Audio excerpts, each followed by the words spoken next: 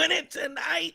147-134 over the Charlotte Hornets. Come on in the room. You should have known the Bucks were going to win tonight. It's an NBA Cup night, Emirates. NBA Cup night. And you know what it is. When it's money on the wood, baby. When it's money on the wood, you know how the Bucks going to come out. 147-134. Come on in the room. Doc Rivers is our Dr. Rivers gives us our medicine in our room. We are live. It's Cream City Crossroad Cruisers, right? Chris King. Justin. Yeah. Just us three tonight. No JT in the building. But a 147-134 win for your Milwaukee Bucks tonight over the Charlotte Hornets. Much needed win for the Bucks after you lose last night. Come on in the room. If you want to talk to us in the chat, we'll talk in the chat. I already see the cool stuff roll. Listen, baby, hey, it's a whole nother year. It's a whole nother year. And may your apologies be as loud as a disrespect, because it's a whole nother year. We got to talk about Kyle Kuzma. We will talk about Kyle Kuzma. But get us in the I see Ryan Rollins. Hell of a game for Ryan Rollins. Get at us in the chat. Get at us on the Twitter at on your T's Q's 973. That's where we're doing it. Talk to you there as well. Bucks win it 147-134. Let's get into it as you're coming on into the room. Hey, listen, if you're excited about the Milwaukee Bucks, if you enjoyed free basketball, if you like an overtime win, right? Come on in the room, hit that like button on your way in. Hit the like button, smash that like button on the way in. 147-134. Let's do a game recap. Milwaukee Bucks beat the Charlotte Hornets tonight. Giannis Antetokounmpo. Hey, son, paging Scott Skiles. What's the assist record for the Bucks? I know Scott Skiles has it, doesn't he? 25, 7 boards, 18 assists for Giannis. Joker who? Giannis said hee. Giannis said hee. 2 steals, 12 of 18 from the field. He was, my goodness, he took 3 free throws tonight. It's every night, man. It's crazy. Well, I didn't realize he had 7 turnovers. He was a plus 18. I just go through the starters plus minus right now. And again, this was an overtime game, folks. This is starting plus minus. Plus 25, plus 18, plus 27, plus 25, plus 26. Like, I get it, and I get people might say, oh, it's the Hornets, and you're struggling, and it went to overtime. The starters blew the Hornets out the water, man. It wasn't even close. Giannis with a big night, 40 minutes. How about AJ Green, 13 points, 2 assists, 2 of 4 from the field, 2 of 4 from 3, had 3 fouls. Really was a rough game for AJ outside of about a 5-minute stretch there in the third quarter where Doc got him involved. Ryan Rollins, how much more can I say about him? 20 points, 8 boards, 4 assists, 8 of 12 from the field, 4 of 6 from 3. He's a legit basketball player. He's a legit basketball player. He's a legit starting NBA guard. He's putting these numbers up now when he is first on the scout report. So it's a thing. Ryan Rollins is a thing. As Eric, what Eric Collins call him? Just what Eric Collins was calling him all night? Ryan Reynolds. Double R's. We'll figure it out. Miles Turner, 18 points, 3 boards, 1 assist. Listen, man, he's 7 feet tall. He got more than 3 rebounds, man. He was 6 of 8 from the 3-point line. I'll talk about Miles Turner, but first I won't say we'll get to him. Overtime threes were huge. He set the tone in overtime for the Milwaukee Bucks. So we give Miles Turner some love. And how about Kuz? 29 points. Listen, I can't say enough about him. Because you talk about a hole that the Bucks had rebounding, right? They struggled tonight, some on the glass. Who led the Milwaukee Bucks in rebounds tonight? Kyle Kuzma. 10 boards, 29 points, 10 boards, 5 assists, and 4 steals. On 64% shooting, 2 of 4 from 3. That will play. That will play beside Giannis. Like, Kyle Kuzma is what they have done, we talk about Doc Rivers and all, what they have figured out the role. They were talking about even on the Hornets broadcast, Kyle Kuzma only took 10 days off this offseason. And I know it's so funny because it was ha he jokey joke on Twitter because I think Kyle Kuzma was like doing some meditation. He cut his hair and he was doing. Listen, I keep trying to tell y'all guys, man, you don't have to post all of your workouts to still work out. You don't have to post that you're in the gym 24/7 to know that you can be in the gym. He took 10 days off this summer. That was it. And he looks like it's a totally different. And again, 29, 10, and 5, 4 steals. And I ain't even talk about what he did defensively. I mean, he took turns on. He started off shutting off LaMelo Ball. Then, he's on Miles Bridges for a second. Then he's got to go guard. Hey, Con Canupa had 32 points coming in overtime. Put Kyle Kuzma on the finish with 32 points. That's what you want to see. Jericho Sims, tough minutes, 2 points, 3 boards. Gary Trent Jr., 8 points. Cole Anthony, I can't believe he finished 4-7 because it was one of the worst performances I've seen to finish 4 of 7 from the field. With some of the bad things. 4 turnovers in 18 minutes. I can't have that for my backup point guard. Cannot have it. 10 points, 3 boards, 5 assists. Bobby Portis, 12 points, 4 rebounds for him.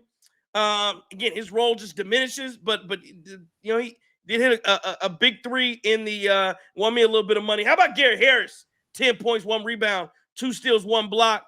Out there looking like a competent NBA player. On the Charlotte side of things, again, I was impressed. I came away it wasn't a fluke. I don't know what the Hornets record is, but if you are from Charlotte, if you're in the Charlotte area, if you're a Hornets fan, you should feel encouraged by what Charles Lee is doing with that group. Because that's good basketball, I thought, from a lot of different, like they are building to something. LaMelo Ball, 16 and 10 assists. Zion James, 12 points, 7 boards, 3 assists. Diabate, 15 and 11. Miles Bridges, 32, 7 boards, 2 assists. And Con Canupa, 32 points, 3 rebounds, 3 assists, 3 steals, 12 of 20 from the field. Clutch shots, too. I mean, he was going shot for shot down the stretch. I mean, yeah, and in front of his family, in front of the crowd. Again, listen, here's the thing. We ain't all haters. That's the thing. Ain't it crazy? We ain't nobody got to hate.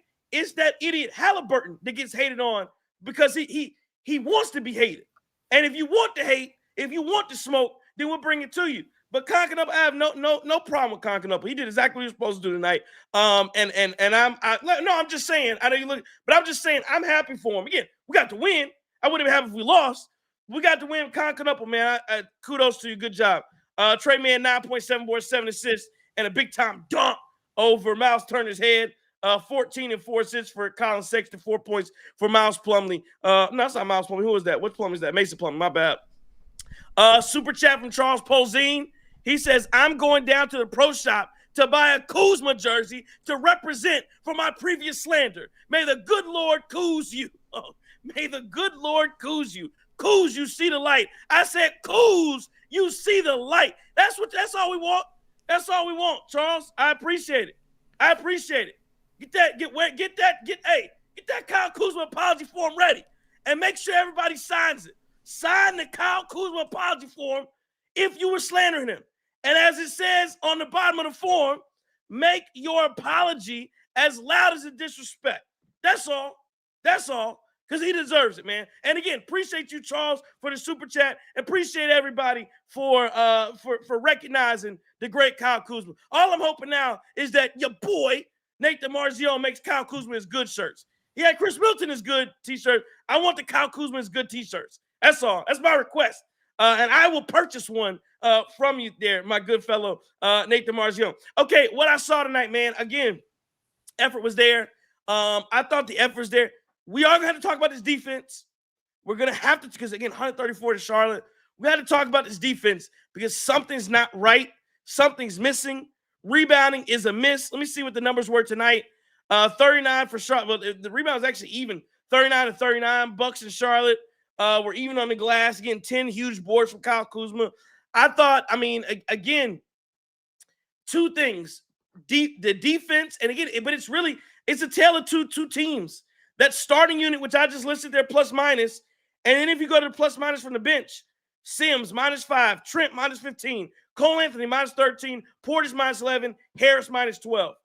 And we're finding you just cannot play those guys all together. You can't do it.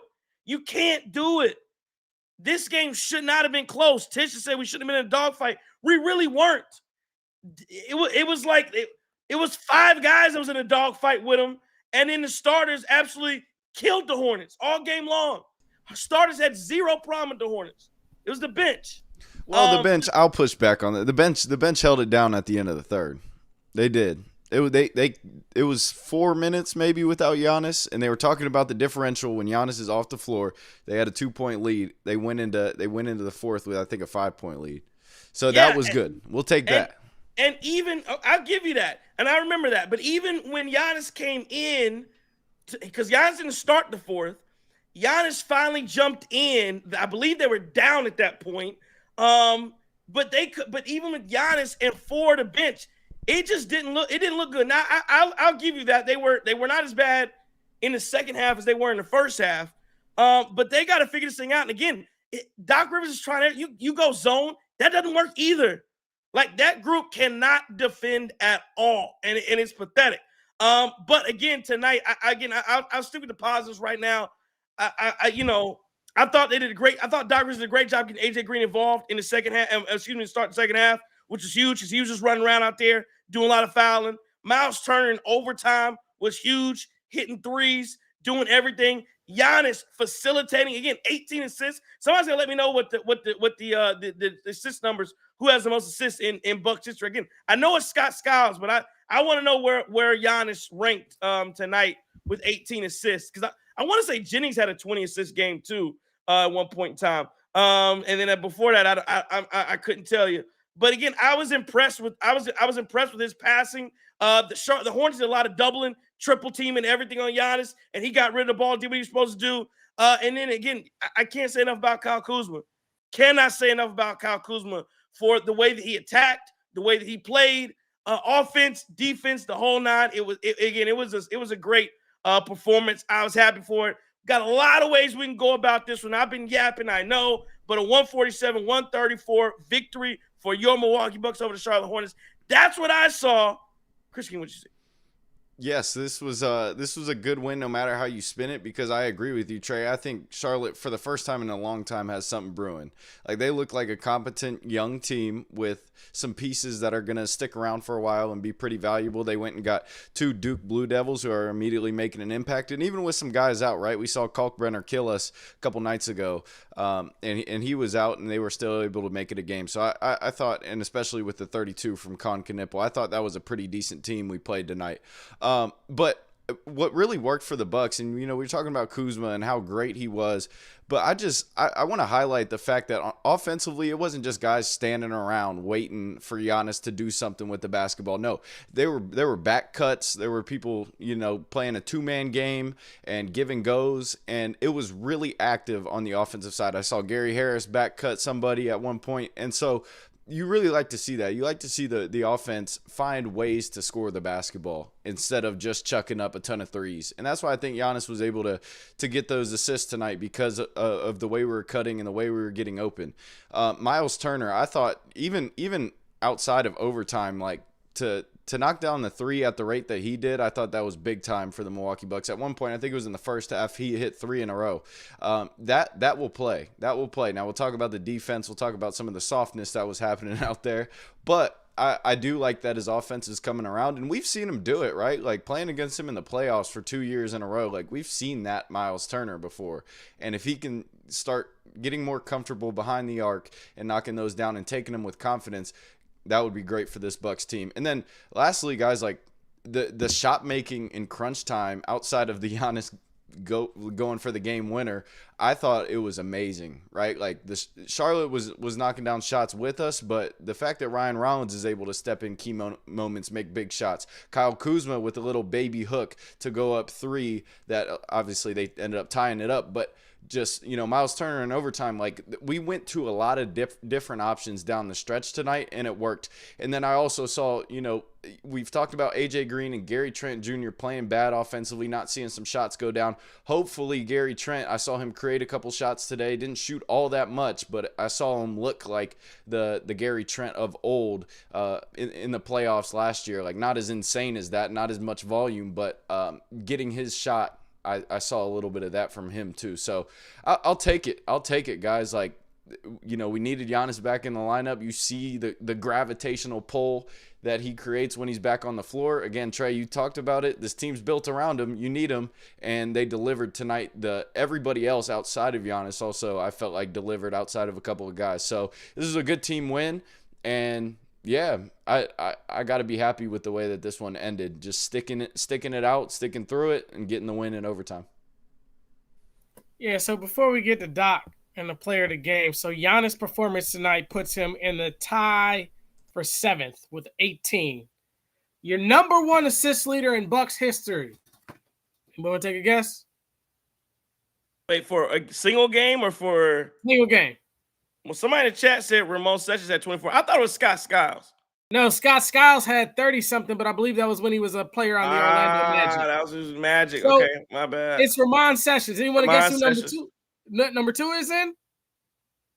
Jennings. I'll just go ahead and say it. Ain't nobody gonna guess it. Guy Rogers. That was on 10/31/1968. He had 21. Number 3 in Bucks Jennings. history. No, Giannis with 20. Giannis had a 26 game? 4-3-25. Why do I not remember that?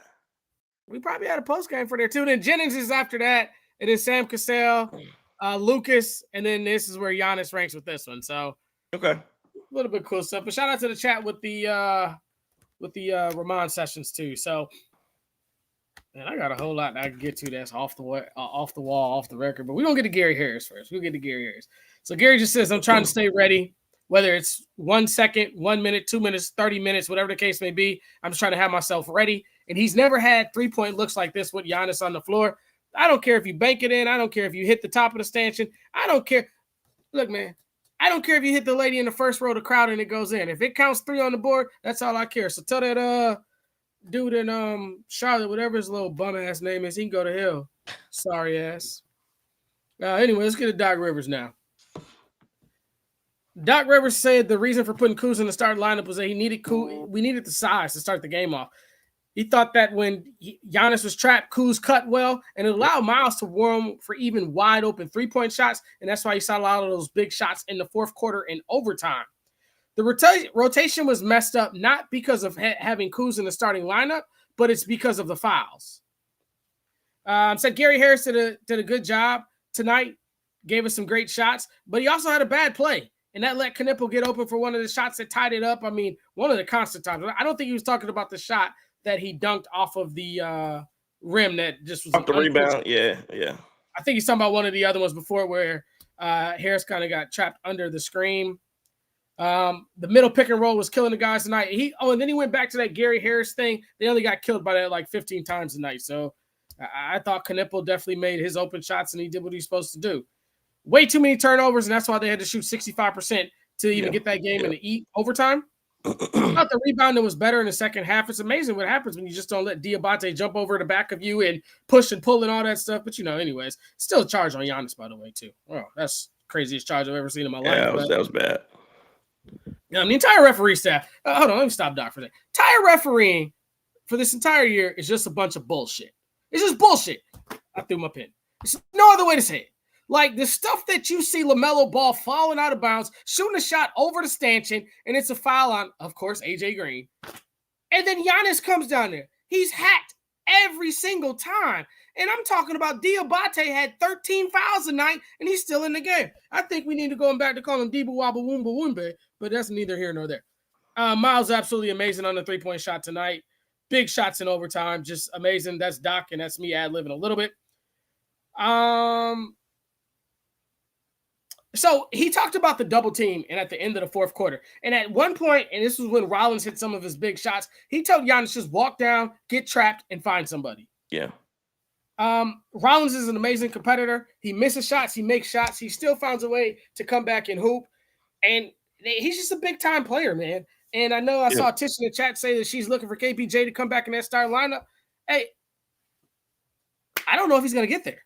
Like Ryan Rollins is playing at an extremely high level.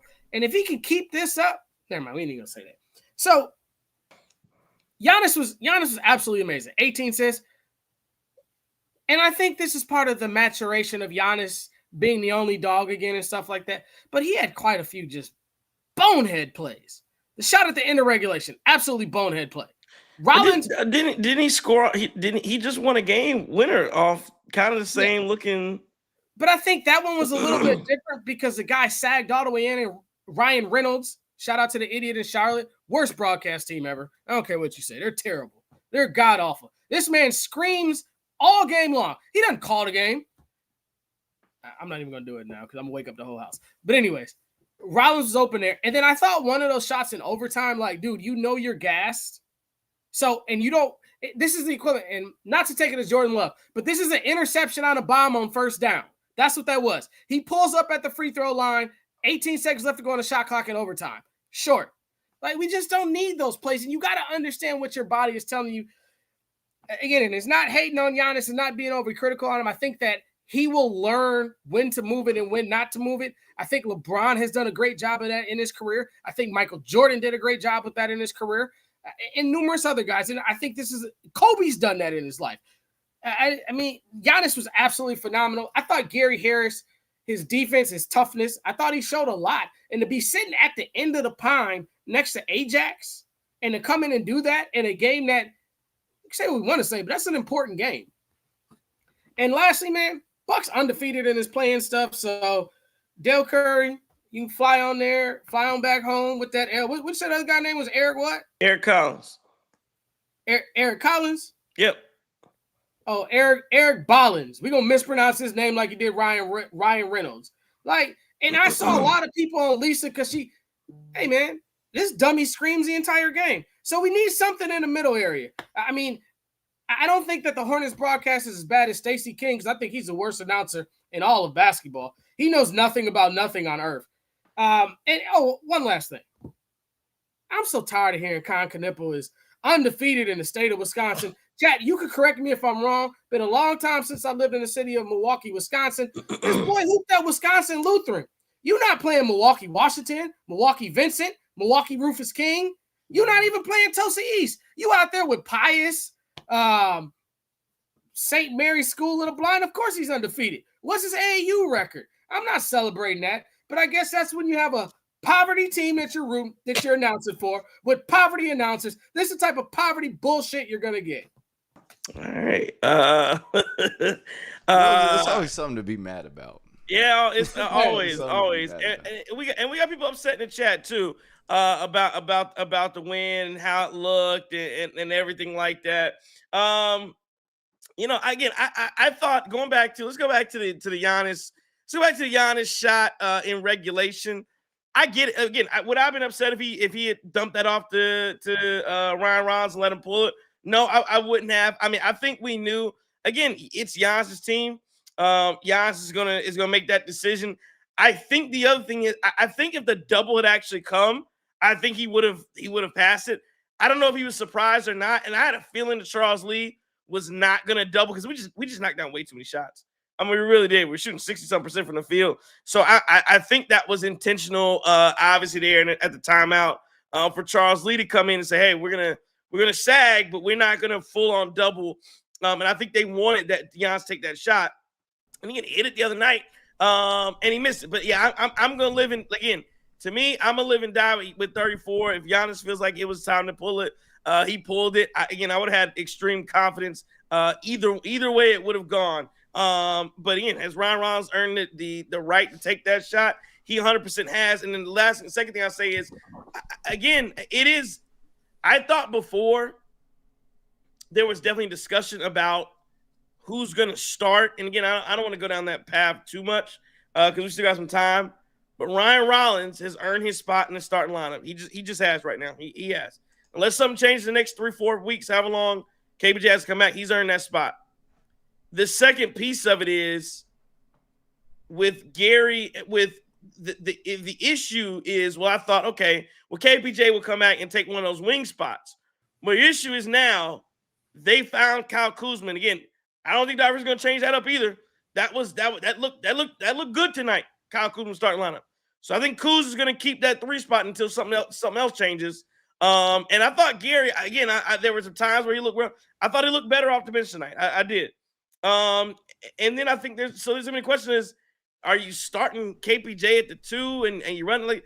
I don't know if they're going to do that because I think they like AJ Green for the shot making, the set shot making that he has. So I don't know that KPJ is going to have a starting spot coming back. But again, does that not mean he's not going to play a ton of minutes? You know, AJ Green's going to foul as soon as he steps on the court. So it ain't like you only got to wait a couple minutes before you get into the game. Because AJ has 3 fouls before the damn before the first media timeout. So I think again, Garrett Harris was playing late into this game in the fourth quarter. Took forever for Miles Turner to get back in. Ryan Rollins did he even? Well, I guess they went to overtime. But if you take away the 5-minute overtime period, Rollins only played 34 minutes tonight. So if you take away the 5 minutes of overtime, he played less than 30 minutes in regulation tonight. So again, Doc Rivers, maybe that was for that's why Justin, when you mentioned, well, it was the fouls that changed, that doesn't make sense to me. Unless it would have made more sense to say for Doc Rivers to say, well, we play LA tomorrow night, so I was trying to rest for that. I could get with some of that.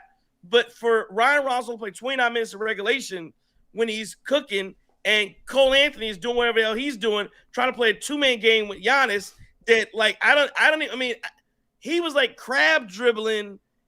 I didn't understand what the hell. I just didn't know what they were doing. I really didn't. That 2-man game with Cole Anthony and Giannis has no effect at all. But yeah, that did. So when you mentioned that it was the fouls that was the reason Ryan Rollins was playing, I guess I don't understand it. And for Ryan Rollins to play less than 30 minutes in regulation in an NBA Cup game that you're struggling, that you're behind, it just didn't make sense to watch what that defense was doing, what the bench was doing. And the only other thing on that, I thought Jericho Sims, again, we know he's not going to score a ton, but I thought those were good. I thought those were good minutes from a guy who, yeah, you were there to rim run, to set screens, rebound, box out, and defend. I thought he did all the dirty things really well, and I think he helps out a lot because your boy didn't play tonight, right? Coffee didn't play tonight. No, which is very interesting. In a night where you don't have TP, that is interesting too. He went Gary Harris, and then the other beneficiary was Jericho Sims. But anyway, yeah, that's interesting too. Well, and Doc must have saw what we were all seeing. It's like Amir Coffey was he was bad, right? Like there was a game, I think it was against the Rockets. What do you have? 14 minutes played, no points, no rebounds, maybe 1 rebound, no assists. Like those games can't happen, and then they immediately go into like, an 0 for 2 game. And so I'm proud of Gary Harris for being able to step in and be undeniable, right? We talk about being undeniable, be so good that they won't take you off the floor, and they were feeding the hot hand, right? He was playing defense, also made some shots offensively, made an impact. And so I enjoyed the fact that Gary was able to take advantage of a small opportunity, and it ballooned into more. Yeah, Trey, you're right. I think it's a tough decision that Doc is faced with when you think about Ryan and KPJ, because if Cole Anthony's given us this, whatever this is, I don't know how sustainable that is to run the second unit, right? Like you can't. You just can't do it. He plays decent defense. I see the effort out there, but the decision making on offense is terrible. It's horrid.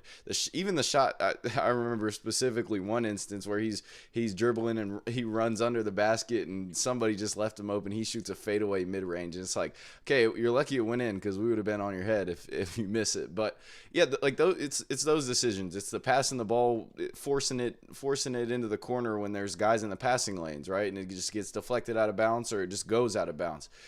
And those little turnovers can't happen from what's supposed to be our second facilitator. So I think maybe that plays a little bit into whether KPJ is inserted into the starting lineup. But remember, guys, like KPJ and Rollins, they play decent together. They can play together. They can play. They can play together. So, and it may be one of those situations when you're talking about, like Justin says, yeah, I don't care who starts, it's about who finishes. Maybe that's something that you're looking at, right? But as of right now, it seems as if either Ryan or KPJ has to be the guy running that second unit. And so, hopefully, I mean, I wouldn't say that you have to exactly put KPJ on the bench, but I mean, obviously he's going to have to ramp up. He's going to have to get back into things. And as long as one person steps up, we know Kuz stepped up in the starting lineup, but if AJ steps up, Gary Trent, if he ends up stepping up over AJ, then maybe we have something there where we can just roll KPJ off the bench. All decent problems to have when KPJ comes back, but right now it's pretty ugly. The bench depth is not very good.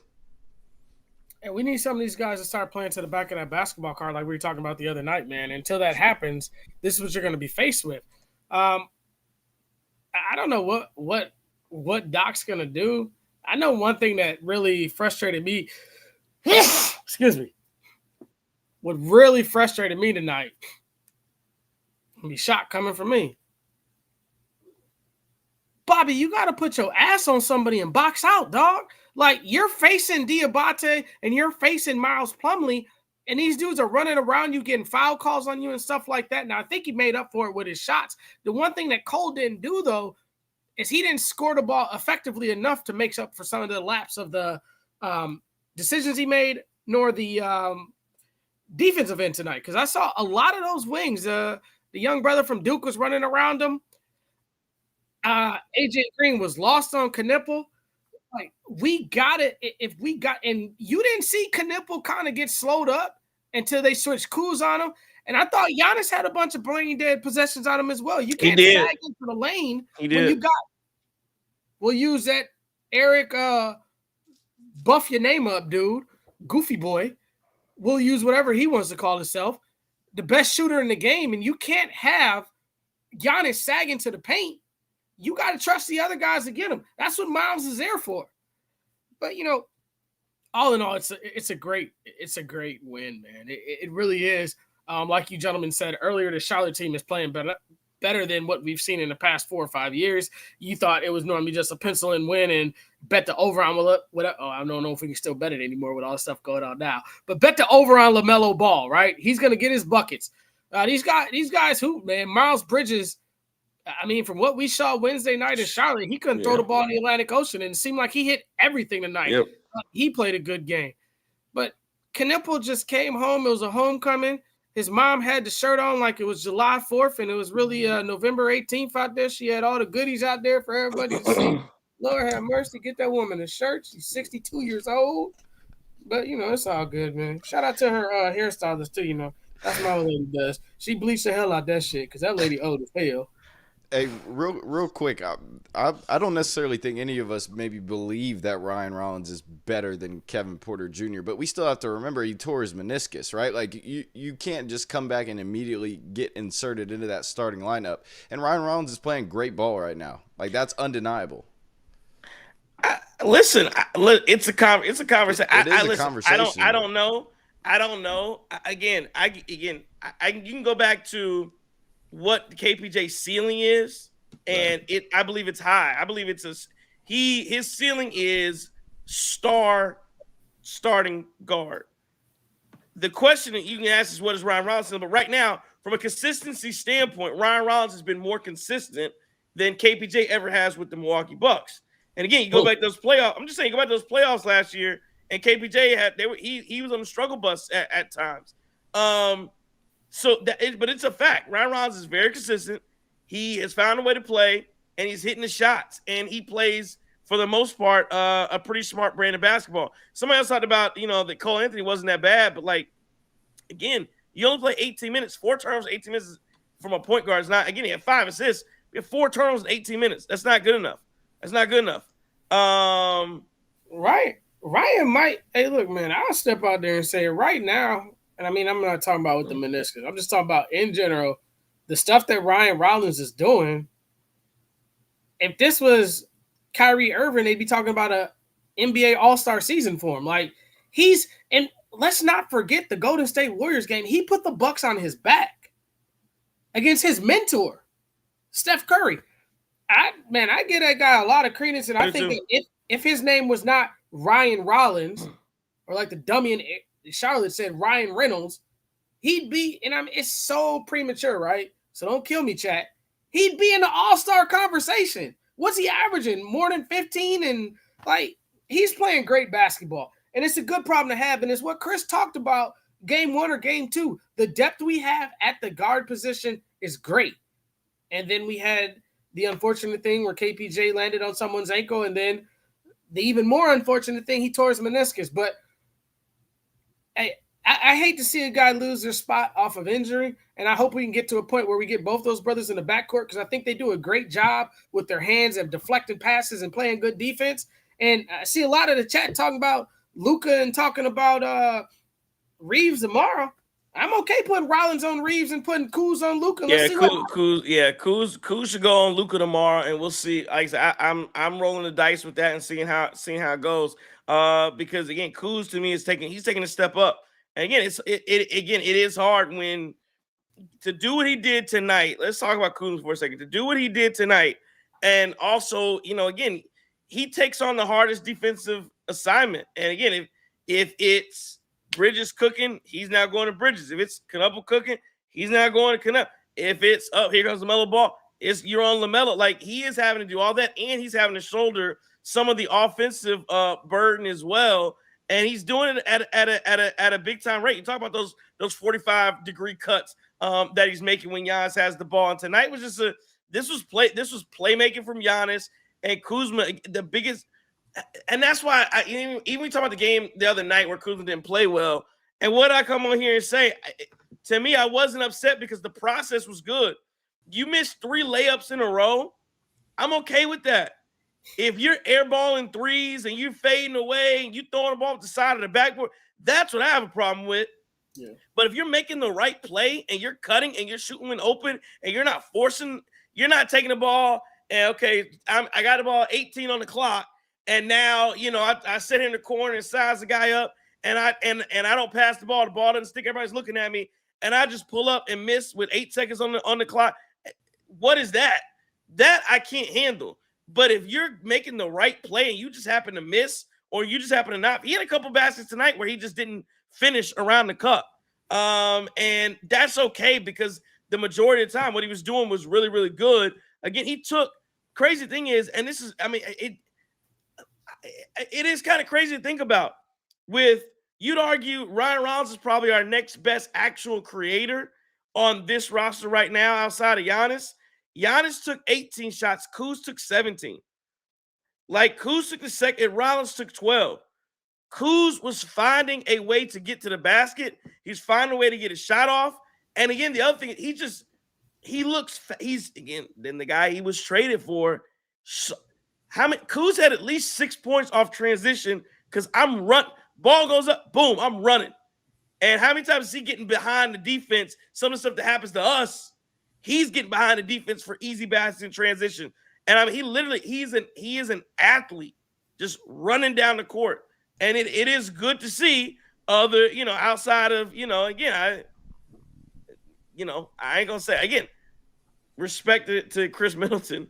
But it's a different style of basketball. That's all. And again, he's not prime Chris Middleton, but the version of Chris Middleton that is what he is now. You're insane to think that Kako was just a better player. He's young. World said he wanted to bring him back. He wanted to bring Chris Middleton. He'd be trolling on the Chris Middleton stuff. They're going to Middleton. Yeah, that's my guy. But yeah, no. But again, imagine didn't Bam. I don't know, came in. But yeah, I don't know what's happening there. But yeah, no. I'm just saying. And to your point though, Justin, Ryan Rollins to me, I'm gonna put a bet in tonight. Ryan Rollins should be the most improved player. To me, he should get that he should be front running that award right now with the level of play that he's at. He's really good. And I it shouldn't go to, I think they're trying to give it to like Jaime Jaquez, just because he had a sophomore slump. I see some people saying Wemby should be your number 1 overall pick, a phenom. There's no reason you should be in the conversation for most improved player. And then lastly, I get to you, Chris. Bumblebee TV says KPJ disrespect and disregard is crazy. We've never done that. Yeah, no, and maybe somebody else, but no, I'm not. That's not what it is here. It's not disrespect or disregard. It's just he's gonna have a big role. I think I'll say this too. I think that what will happen is they're going to be able to ease him back anyway, because he's not going to come back and just start right off the bat. He's going to get to ease his way back. So he's going to naturally get to play off the bench, and then Doc Rivers will have to make some decisions from that point. Yeah, for sure. Yeah, just to go back to Kuzma, I mean, I think the synergy that's there with Giannis is getting better, and it's getting pretty scary for opposite teams because Kuz is out there helping, running in transition. They're finding each other on back cuts. I think they each had one where, Giannis was cutting to the rim, and then on the opposite end, it was Giannis with the ball finding Kuz to the rim. So he immediately gets inserted in that starting lineup, something we've been asking for. Improves the rebounding, right? Like you see now, instead of it just being Miles and Giannis, the only guys that are down there trying to get rebounds, Kyle Kuzma is one of those guys who soars in and gets those long misses. So I thought that really helped for the Bucks tonight. And then, yeah, again, I've been talking about how he's just more confident taking that shot. And he does use his physicality to get to the rim, and it seems way more controlled this year, which is very helpful for the Milwaukee Bucks. So I'm ecstatic that Kuzma is. I mean, guys, we've been saying it since the trade happened. Like we just stick through this process, stick through it. Maybe he'll be good for us. Maybe he'll be athletic for us. Maybe he'll change the way we play. And he's doing that. And there's no hiding it. There's no discrediting that. And I was really impressed with the way he bounced back from a bad game. Right? He didn't play well on Wednesday, but he comes and gets us 29 tonight and helps us win in a big way. Kuz is probably the biggest glue guy that we have on this roster right now. Whatever you need to do, he does it. Assist the ball, rebound the ball. He was switched on Sexton tonight. Sexton is one of the fastest guys in the NBA. He kept his feet in front of him and forced him into a tough shot. You don't see that from a lot of guys that are, 6'11", 6'10"? He's a tall dude. Kuz, and I know, he's like 6'9".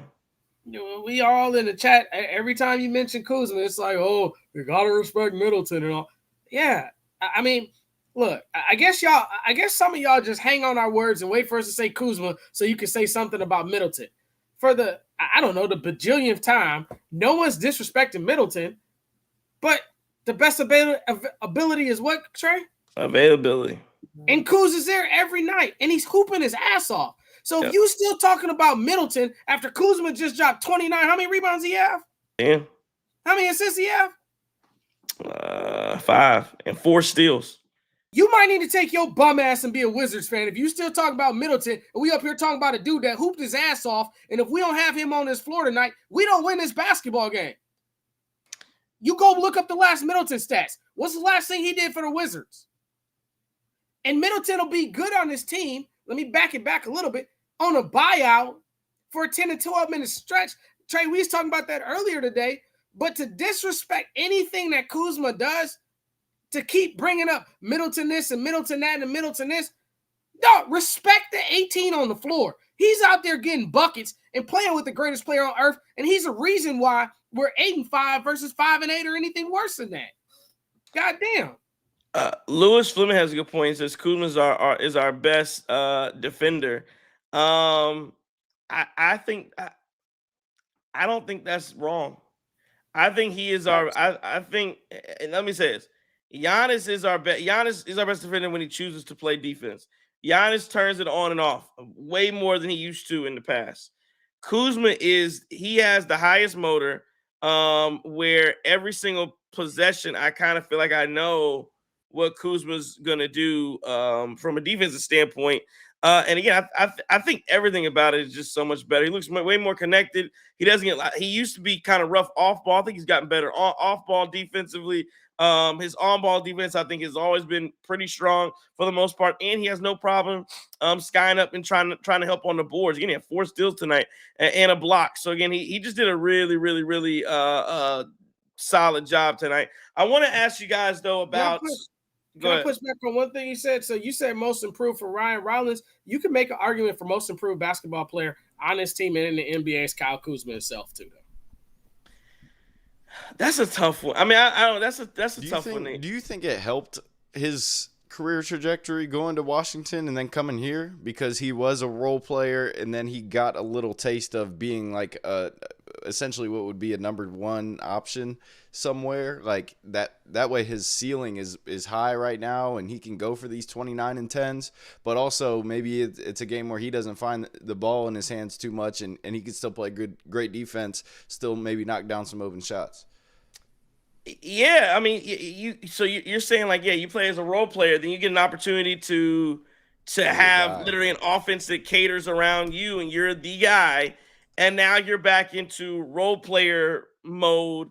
And again, I think the question for me for Kyle Kuzma is, what are you actually like? And I don't know what his numbers, what he's averaging right now, but if he is, and I think we talked about this before. If he is more of a 15, if he's a 15 and 7, 15 and 8, if he's somewhere like that, if he's a 15 and 7, like those are like number 3 level number, like number 3. Those are decent. I'm your third best player numbers. If you can put up somewhere between 15 and 20 and 6-7 rebounds a night, like that is legit. I'm an impactful player type of numbers that you can run with. And again, we'll see. But I guess that's my question for Kyle Kuzma is what are you? Are you a guy that can come out and have these kind of nights? Or are you more so the guy that looked like you did last night? And again, tonight he's much more focused. And I mean, this whole season, much more focused, much more locked in. He can score. Again, they gave him the reins in Washington. But yeah, I think it has helped though, Chris. That he gets an opportunity to settle back down and play a role, all while knowing, I still got this in my bag. But yeah, I can't be reckless. And again, even to me, man, this is how I know his confidence is high. That the shot he took, I think Giannis gave him the ball. And, we're down a minute left in regulation or whatever it was, and I mean it was a quick, decisive, boom, spin move and threw it up. And again, the way he throws them up, they kind of look flicked a little bit, but they find their way into the cup, and so it's a lot. Again, it's a lot of good basketball from Kyle Kuzma. I'll say that there's no question about it. He's averaging 13.3, 4.2 rebounds, and 1.5 assists. The one thing that I do want to give the Hornets, this worst broadcast in the NBA, credit for is they talked about Kuzma. And they talked about what he did. When we lost to Indianapolis, Indiana, whatever they want to call themselves, that god-awful one in whatever team, he took 10 days off and went to the lab and started hooping. And I think we're starting to see it pay off. This dude is serious. He's a great basketball player for this Milwaukee Bucks, and I'm going to call him the Aldi's version of Scottie Pippen. Let me ask you guys. Let's get to some of the. And James, we'll get to your question too. He asked about the Pino Miles Bridge. We'll get that in a second. I want to ask you guys about about some of the bad here from this Bucks team, and I actually think in some ways I think it's a positive because this team has clear flaws and clear issues. And I think the past game, people in the chat were saying, oh, you can't be delusional. This is a championship team. And it's not about being delusional about being a championship team, but it's being realistic about what you are. And I think that even Doc Rivers, everyone on the coaching staff, everybody's watching, can see the clear deficiencies. And you can tell Doc knows it because he's trying everything. He puts the bench lineup out, and they're running zone, and they're doing you can tell he knows there's an issue defensively. You can tell he knows he has an issue with the ball handlers because of some of the way he tries to rotation and what he looks to do with different guys bringing the ball up. And you can tell he has to know there's a rebounding issue. I guess because there's so many flaws and so many holes in this team, is that because you're figuring them out early? Like I think, and I first was saying this, like when you had the Bucks last year, I think when you have Damian Lillard, you automatically have this thought that, okay, they'll figure it out. And whatever our flaws are, our two main guys are good enough to cover it all up.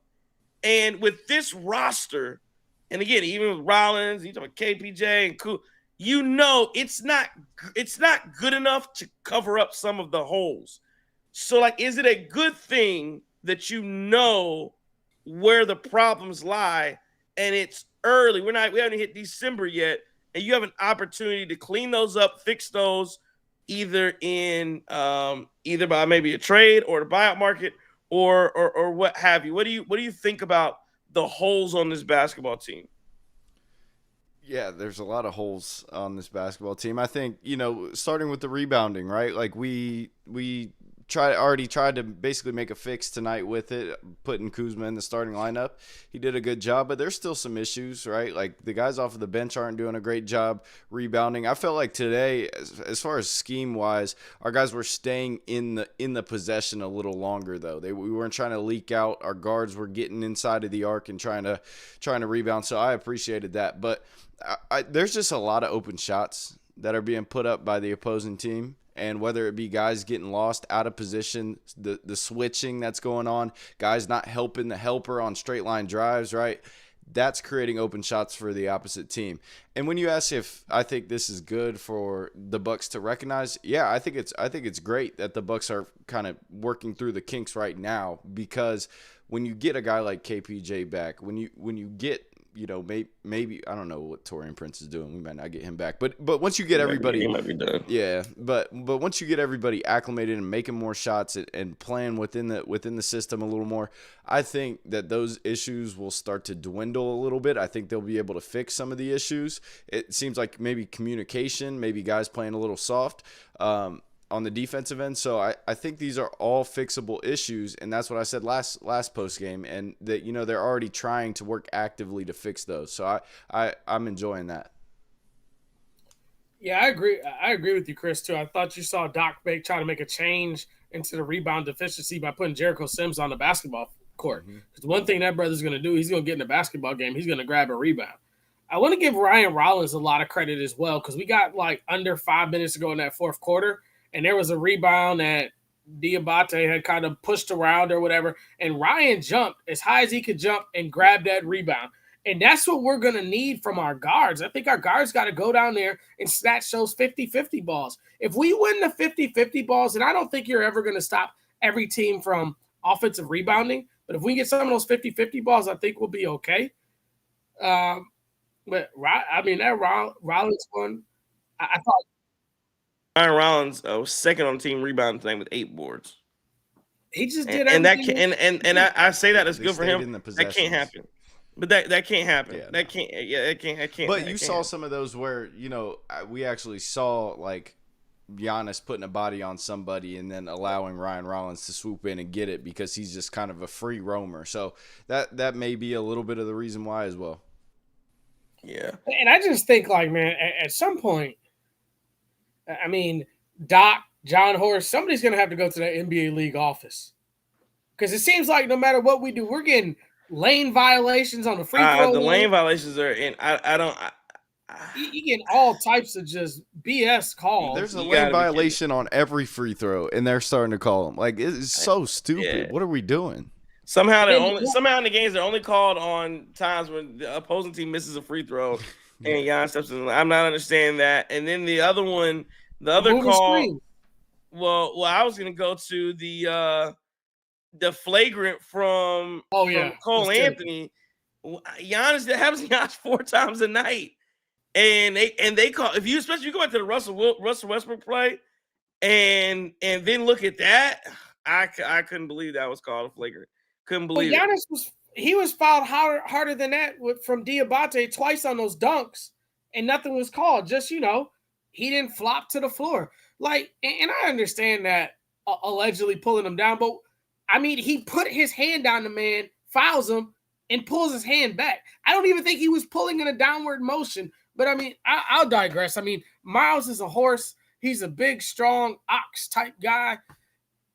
But somehow he gets the fouls called. Maybe No. Yeah, I don't mind if they want to call it flagrant, but I'm just saying you got to keep it. You got to do it on both ways. Interesting point here about this game. I don't know if you saw that at the end. Of course, AJ Green was trying to score some more points. Talk about the differential for an NBA Cup game. But I've seen on Twitter, Nate Duncan is saying apparently the NBA in overtime, scoring does not count towards point differential and total points and tiebreakers. A team's point differential will be 0 in group play for games to go to overtime. So they did all that and were trying to score late in the game. Didn't matter because apparently the point differential doesn't matter if a team goes to overtime, which I don't understand. That rule doesn't make any sense. But yeah, I don't know, just interesting point there as the Bucks look to do. Yeah, no, I get it. Yeah, everybody wanted him to do that. Man, listen. One more thing, and then we can start to land the plane here just a little bit. I guess I've seen some things in the comments. I've seen things on Twitter as well where people are asking, you beat the Charlotte Hornets again. That a name that will also we're talking about Chris Miller. Let's talk about somebody else who used to talk. Let's talk about somebody else who had an affiliation with the Milwaukee Bucks. Adrian Griffin, who essentially got terminated for wins like this, like these type of wins, gritty, hard fought, overtime wins against the Charlotte Hornets. Like I'm seeing on Twitter people and even in the chat people saying, "I'm not moved. This doesn't impress me that you're going to overtime with the Charlotte Hornets." Is that and again they do have a point because again if your goals are in championship are and aspirations are a title, and you're struggling with the Hornets, even if they're playing a little better than I think they have in the past, that's not a team that's going to be there at the end. What do you say to that? Do you feel the same type of way? Do you feel or are you okay with it? Well, listen, I'll take a win. That's what I'll take. I'll take the fact that we didn't allow them to come in and beat us twice, right? Like after Wednesday, it was like, dude, even with Giannis, like we got smoked that game. I'm like, even with Giannis, who knows, right? And we were able to find a way to get a win, and that's what's most important about it. I'm not going to do that with a team that's only played together for 13 games.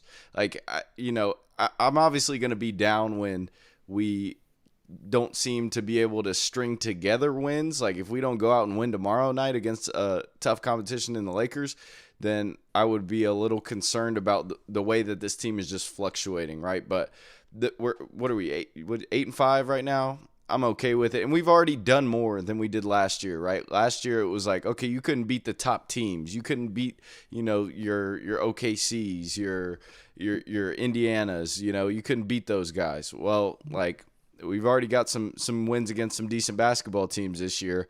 And so I think this is just a new team, man. It's a new team getting adjusted to each other. I'm not going to be that the place is on fire right now. Like I can't do that right now with this squad. So, maybe in the future, if this continues to happen against bad teams, then I'll change my perspective. But 13 games in, no. I think Adrian Griffin was fired strictly from the point that Dame and Giannis didn't like him. As ever fair that is, or whatever the case may be, but hey, like you just said, I mean, we almost shot 60-some% and almost lost this basketball game. And I think it's not the same NBA, right? You're seeing a different. We're beating 8-on-5 half the time we play now. So, hey, I feel it's super unfortunate what happened to Adrian Griffin. I think that he had a lot of principles that would work well with this current basketball team. And I thought they were starting to work. I thought there were a few guys on the teams that didn't care for him. And that's why he kind of got the hand that was dealt to him. Is it right? No. But when you got two top 75 and 75 players saying they don't like you, they don't like your system, they don't like your philosophies, and whatever the case may be, they ran him out of town. It's bogus, but tonight, this thing could have went a multitude of different ways, man. You had Knipple go for 30. You had Bridges go for 30. You had LaMelo Ball when he was in the game. He was going crazy. I'm not a beggar or a chooser. I'm just happy with a win like Chris. Yeah, 100%. I'm happy with the win, too. We'll take it. Todd Merrill says, just got home. Defense sucked, but we pulled it out. They absolutely did. Listen. I think that okay, Charles. I won't go down the rabbit hole of Adrian Griffin tonight. I've done that before. But yeah, you got the dub tonight. I think you have to enjoy it. And you play one tomorrow. And I'll tell you again, tomorrow against LA, there's no excuse of back to back because LA played tonight too. LA played tonight. I think they played the Pelicans. They got a dub. I get that we were at 3 a.m. They're coming to Milwaukee. So yeah, you don't get this excuse of we're on a back to back, and so this ain't. Go out, go get a win, go figure it out. They're 9-4, and the Bucks. You're 8-5. This is a game. This is a prove it type of game. I know someone's asked if they thought Giannis was going to play. Yeah, I think he will play, and he should play. That's how they want to do the rest. And again, the way I would have done it, I would have rested Giannis, and I would have got because again, I think Giannis plays. I think they beat the Hornets. I think they would have beat him on Wednesday. I would have played him Wednesday and won that game, and then won this game tonight. And then I would have rested him on Saturday. But that's what the Bucks chose to do. So you got a tough one on Saturday against LA, and you got to go beat Luka Doncic and Austin Reeves and company as well. Yeah, but the Bucks do get a win, 147-134. Before we go to Twitter, any other thoughts on this one or anything else you want to get at related to the game or things you saw, what have you, before we go to Twitter and see what Twitter's talking about? I think we hit pretty much everything. I think we've got to get more consistent play on both sides of the ball from Miles Turner for sure. I thought he was great. He was tremendous offensively tonight, but the defense was lacking in certain areas, and so I'm just hoping his full game can come together because we've seen the insane defensive performances as well. Yeah, I think we just missed the one question that the homie asked us about Miles Bridges and what we thought about him and his fit for the Bucks. Miles Bridges, I think he fits, especially this iteration in the Bucks. Yeah, I think he'd be great on it because he fits a lot of pieces that the Bucks are missing. He can shoot the ball. He can defend at a high level. He's got a high motor, and KPJ off the court. I knew you were gonna do that. But yeah, a lot of people would be rooting against him, but that's how it goes. But yeah, I think from a basketball standpoint, yeah, and again, he's a good player. He's a really good player, and I think he makes about $20-some million. He makes, so and the last I say is this, those are the type of guys that you want from a size standpoint. But I just keep going back to, I don't think like Kyle Kuzma and what he's doing. I don't think they're going to. I think the better he plays, I think there's a thought that the better he plays, the more he is trade bait, and I don't think that to be the case at all. They like Kyle Kuzma, and it's like somebody's like, well, I want this guy, that guy, and I was like, well, why would you trade Kuzma to go try to get another version? Like what they need are more 6'9", 6'8", those type of 6'7", those type of wing players that can shoot, they can score the basketball and defend. That's what you're looking for. And yet, why would I trade Kyle Kuzma, who is in the middle of doing that right now, to go find another Kyle Kuzma? That doesn't make sense. You don't want to. You shouldn't. I just think that the amount of positive that you're getting from Kyle Kuzma certainly I think helps this team, and I think it's just like little bits and pieces of what can be that you're seeing every night, for the most part from Kyle Kuzma, whether it be with Giannis or whether it be rebounding, being more controlled on the break or driving to the basket. Like, those are all things that we want to see from Kyle Kuzma, and he's doing it at a high level. The bonehead mistakes, that is now shifted to Cole Anthony. It's no longer Kuzma as much. We've seen a little bit, but not as much. And so I think this is what you traded for, honestly. I'm excited with the guys we got on this roster. I'm not looking to trade anyone. If we trade someone, it has to be an upgrade. If Miles Bridges can consistently shoot the basketball in the manner in which he shot it tonight, it's a different story. But we just saw Miles Wednesday, and he didn't shoot the ball like this. he couldn't hit wide open shots Wednesday. So I'm cool riding it out with Kuz and his whatever we want to call his deficient nights, because his efficient nights are 29 and whatever he had tonight and whatever else he had tonight, and he looked phenomenal, man. And someone talked about shout out to Freeway for the original Aldi's bag carrier too, because he's your Aldi. I'm gonna call him the Aldi Scotty Pippen, man. The cat can hoop. He gets buckets. He passes. But this is the only thing I'll say about Miles, because it slipped my brain for a second. Miles is not gonna play tough defense against a Luka, against a Colin Sexton, against a Karl Anthony Towns, against all of them. Kuz is way more versatile, and I really think some of us need to put a little bit more respect on Kuz and what he's bringing to this team. Because even the night in Charlotte when he was terrible, he still hustled his ass off. And now, what else do you want? Yeah, 100%. King says, "What's going on with Cam Reddish?" I don't even know what's going on with Cam Reddish, and I'll say this again: when he's been on 4-5 different teams, and everybody lets him go. I'm good off Cam Reddish. I don't think I'm good off Cam Reddish. Yeah, we ain't got no Milwaukee Brewers pitching lab where we put these dudes that have been cast away from 32 teams into a lab, and they all of a sudden look like they're the next coming to Cy Young. So I'm with you. I don't even remember who Cam Reddish is anymore. It's a nice name, though. Yeah, I don't think he got it. Let's go to, and James Moore says Bridges would be an upgrade over Portis. And I like Bobby, but he can't guard a parked car. Kyle's perfectly fine being in Milwaukee. But yeah, who's going to trade Miles Bridges for? Why would Charlotte do that? That's the other thing. We get the trades. How's it going to work? What's going to happen? Yeah, you don't know, but you got to give up good to get good. And yeah, so I just have a tough time seeing us get good players without giving up good players. We got the first round pick we can give up too. But yeah, they're gonna have to figure out some. John Horst will be active on the market. We all know that. Yep. Go ahead.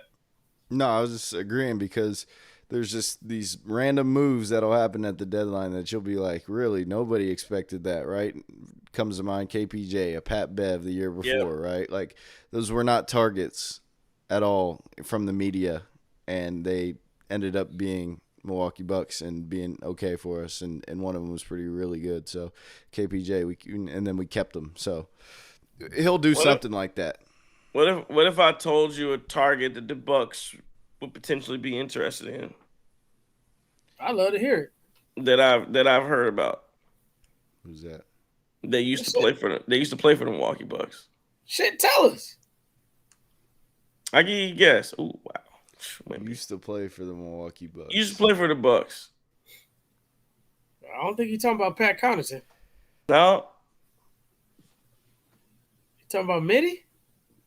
No, I don't think they trade for him. They may want to. I can see a buyout thing, but I don't know that they trade for Mitty. I'm sure they wouldn't trade. A trade. I get one more. All right, no, I didn't even guess. So I kind of want to say Drew Holiday. Yes. Oh man, that's what you're hearing. Now again, I think it would also take Portland wanting to give him up, but I would think. Good. But the other thing is Portland's starting to play a little better, so they may not be willing to do that. But if things went south in Portland, and Derek Clay says, it was Drew. But if things went south in Portland and they started to shop Drew Holiday, the Bucks would be interested in hearing that. Again, he would fit some of the holes on this team: defender, ball handler, and he can hit the three. He would fit some. He would fit some of the holes that the Bucks have. So anyway, just tidbit from the tea leaves that I hear. I like to share. You know what? That would be wild because of what his wife was doing after he got traded the first time, and then gets shipped out of Boston, goes to Portland, and that would be wild. But I would be okay with it because he's non-problematic.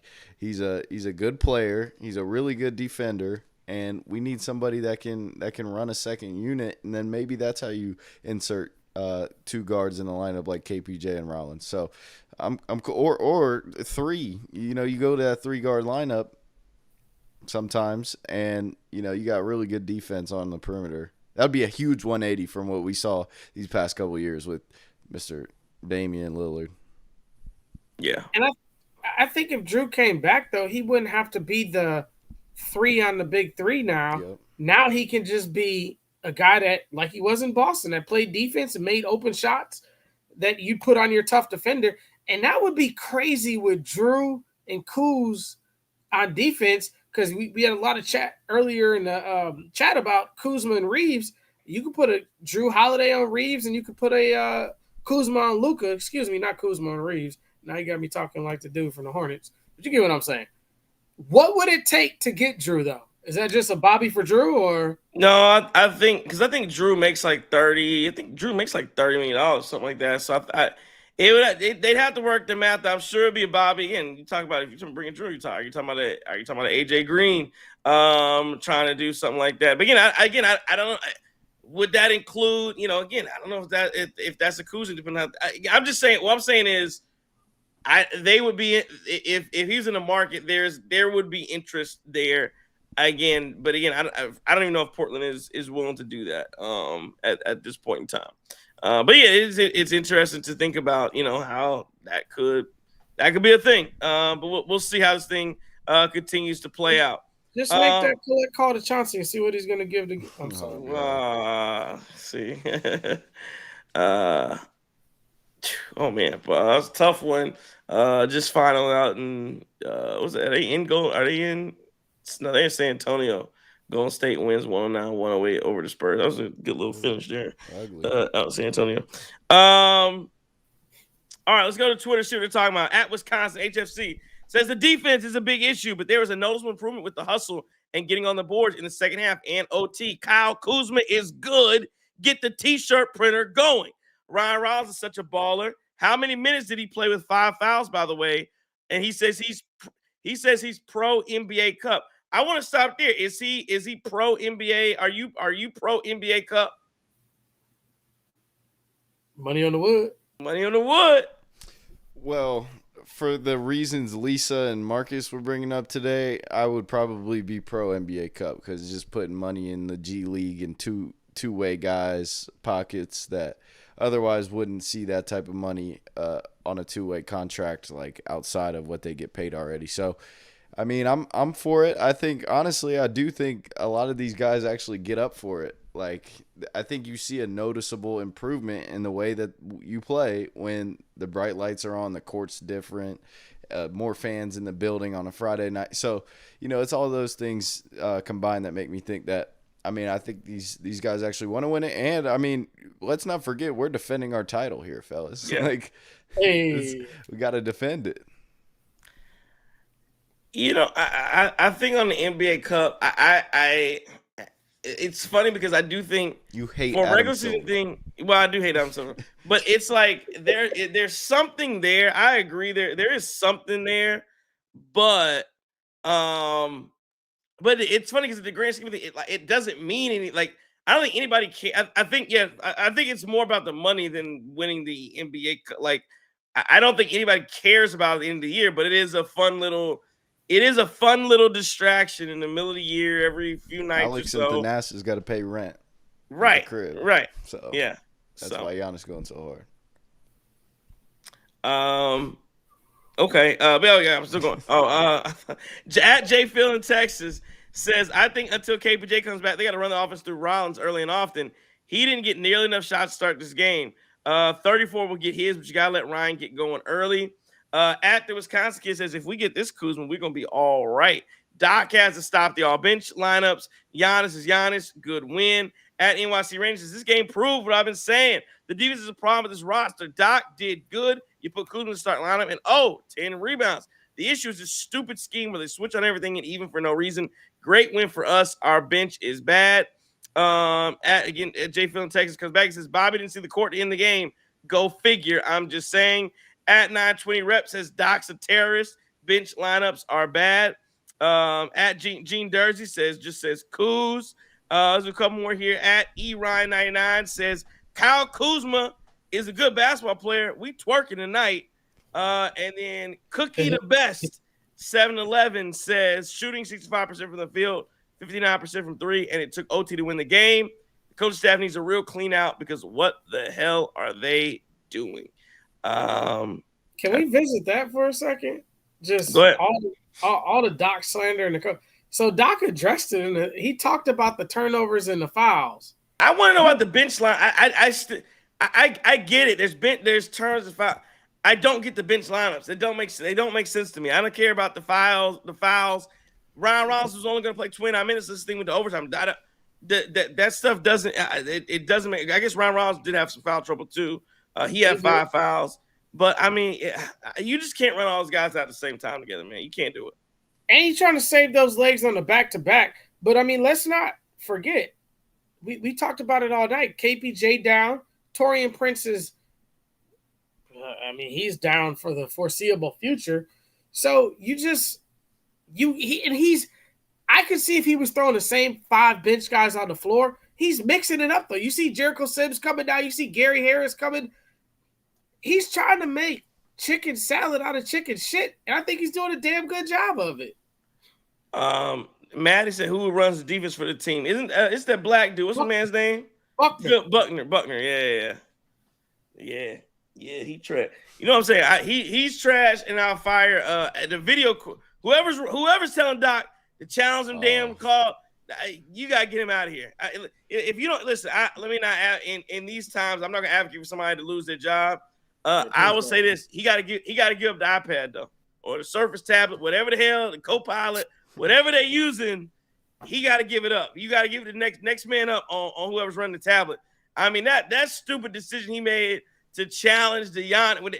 It was going to be a jump ball. It was going to be a jump ball, and this fool challenges it and then and gives it to the damn other team. I'm like, dog, like, what are we doing, man? What are we doing? They were wrong for taking the challenge away from him and say he had no more challenge. He won the damn challenge. No, that ain't how it works. No, but you said you didn't know who the ball went off of, and now, because Doc challenged, it's someone's possession. To me, that's a win challenge. I mean, I know we lost it as Bucks fans, but hey, man, Buckner, look, man, I hate to say this, but you got Bobby face guarding people on rebounds. Bobby got to be better. You got to box out, and you got dudes out of position. Like, look, we talk about the defensive scheme, and we talk about Buckner, but that don't help Giannis with that lazy-ass effort on half them defensive plays that he had. If this is defensive player of the year, Giannis, maybe Knipple's not wide open on a three-pointer and stuff like that. I think some of the defensive stuff that we're seeing holes on this team is because these guys aren't doing their job. Point blank, period. Yeah. Yep. No, defense trash. No, I mean that's kind of been the clear theme of this year, really. I mean, you look at some of the point totals that we're giving up.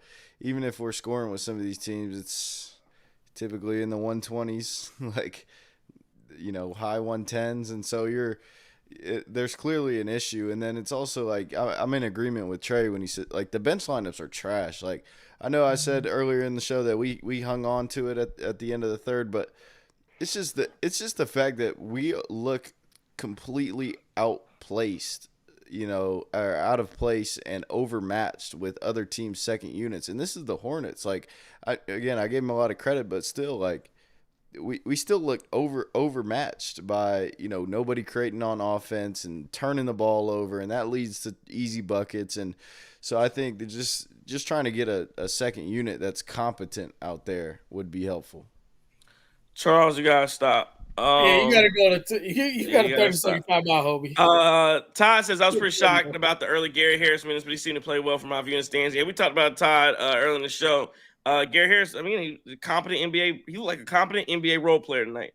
And that'll play 22 minutes, a little much for my liking, but I thought again he played well on defense. He deserved to be out there. He did what he. I guess again, when you go down the line, and you look at the guys that are available. Yeah, he was out there, and I thought he did it. I thought he did a decent job.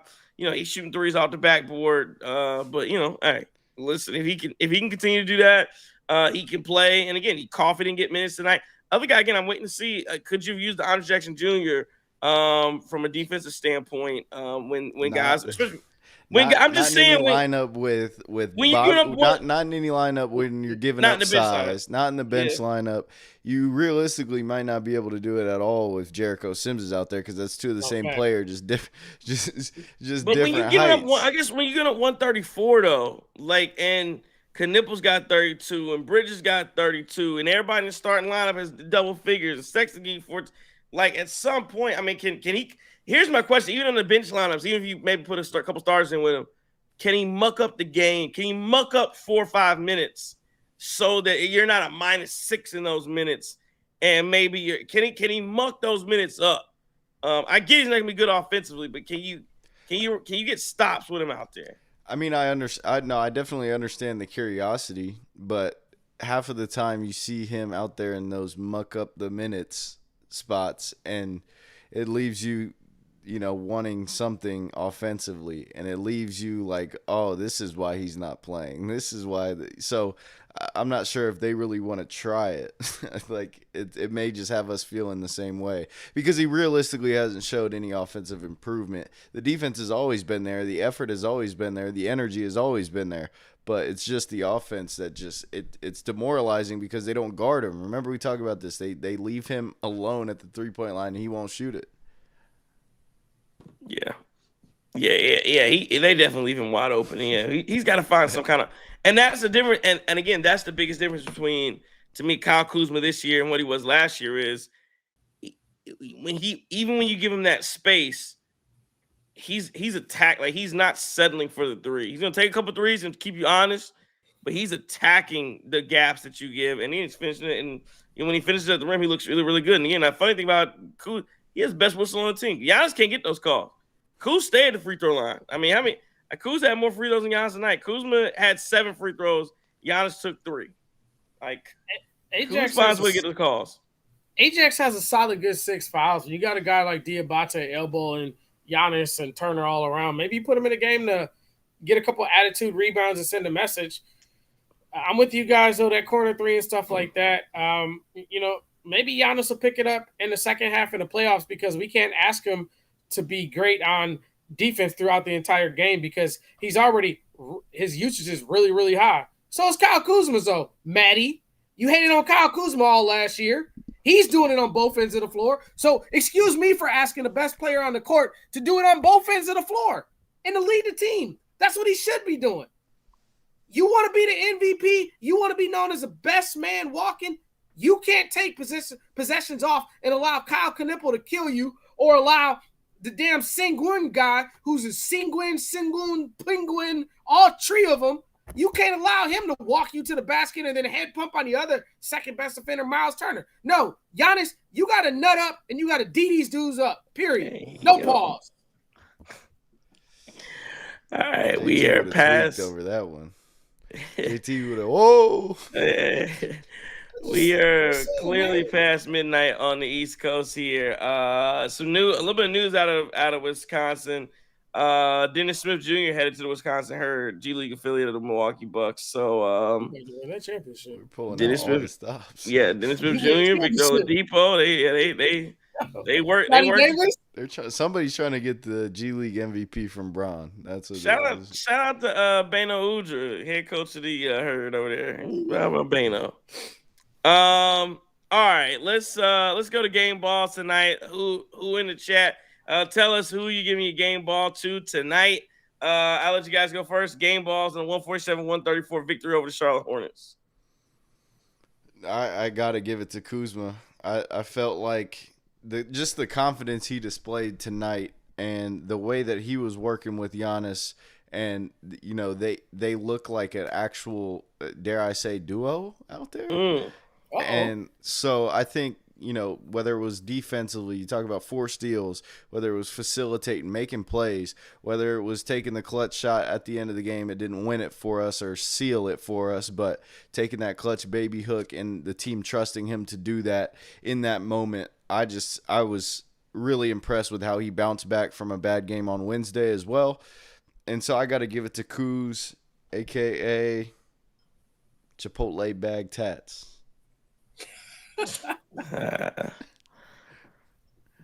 One of y'all need to make sure y'all give JT's out as well. I'm kind of torn, man. Like, I want to go Kuz, but I appreciate Chris giving it to him. I low-key want to go Gary Harris because that 3 off the backboard in those minutes were clutching his win. But, man, when you got 18 dimes Mm. and you got 3 dudes on top of 5 against you all night, you getting hacked every mention you possibly can get hacked. I saw a lot of deficiencies with this brother game tonight and a lot of things he needs to clean up. And a part of the reason why he needs to clean it up is because his bar is not the same as anybody else in the NBA. But I got to go to Mr. 34, Mr. MVP, best player on the floor. 18 dishes is crazy. I thought dunking through a lot of the contact that he did, absolutely amazing. And I just, when you have a testicular fortitude win like this, you got to give it to the guy that drove the testicles, I guess. Hey, yo. AKA, my family back in the States, so I'm dunking on everybody. AKA, we don't care about them referees. AKA, we don't care about nothing. AKA, I am really the MVP. Joker can drop 18, and my half-ass defense is better than his best defense. Game ball for me. Yeah, I gotta go Kuz. I was gonna try and do something else, but I gotta go Kuz. 29, 10, 5 assists, 4 steals is crazy. 11, 17 from the field, 2 or 4 from 3, 5 or 7 from the line. Good job from Kuz tonight. Gets the game ball for again.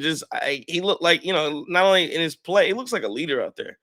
Like I think he looks like a legitimate leader. I see him talking on defense, doing all the little things. So Kyle Kuzma is gonna get the game ball for me tonight. Kyle Kuzma, aka I dress flyer than you, aka hey, my mouth blue, aka pull up to the scene with my ceiling missing, aka hey, get them apology forms ready. Put it up there again. Yeah, so Kuz getting the game ball. And just good stuff from my guy Kyle Kuzma. 147, 130. Y'all give out JT? One of y'all two. Go ahead, give it out there. No, y'all two got it. I ain't got I guess if JT were to go, maybe it would be Miles Turner for displaying the shot making that we all wanted. Out of him, I felt like the 3 threes in the first half and then setting the tone for OT. It's kind of weird how he does that, right? Like at beginning of games, he seems to be. What is that? That's him. That's him hit his antlers. Oh yeah, I do see that. No, but I'm saying it's weird how he gets a interesting volume of shots in the beginning of games or at like beginning of quarters, beginning of OT. But he made the most of that tonight and knocking down threes from not any specific spot beyond the arc. He was hitting them from everywhere, corner, right wing, top of the key, whatever it may be. What did he hit? 6 of them? 5 or 6? Something. Yeah, like all of his buckets came from the 3-point line. I was 6 and 9. Big time. So 6-8 from 3, 6-9 from the field. Yeah. Yeah, I'll give it to Miles Turner, aka close the fridge with my hips, aka chapters closed, aka hit my antlers. Yeah. Close the fridge with your hips is crazy. No disrespect, Miles. You're tough. Good shot. Man. Bucks win it tonight, 147-134. We look around. The Knicks win it tonight. All NBA Cup action, 140-132. The Magic, 105-98 over the Nets. Pistons beat the Sixers. Rockets blowing out the Trailblazers. Timberwolves blowing out the Kings. Lakers beat the Pelicans. Clippers beat the Mavericks in double overtime. And the Golden State Warriors, Steph Curry, back-to-back 40-point games. He had 49, 4 and 2 tonight on the stat sheet. Let's see what Wemby went 26 and 12. That rounds it out. Let me see if there's any other good box scores. Another good box score. How about James Harden with a 41, 14, 11 triple-double for you right there. So that was a good one. Let's see. Anything else? What Cade Cunningham do tonight? Tyrese Maxey at 31 and 7.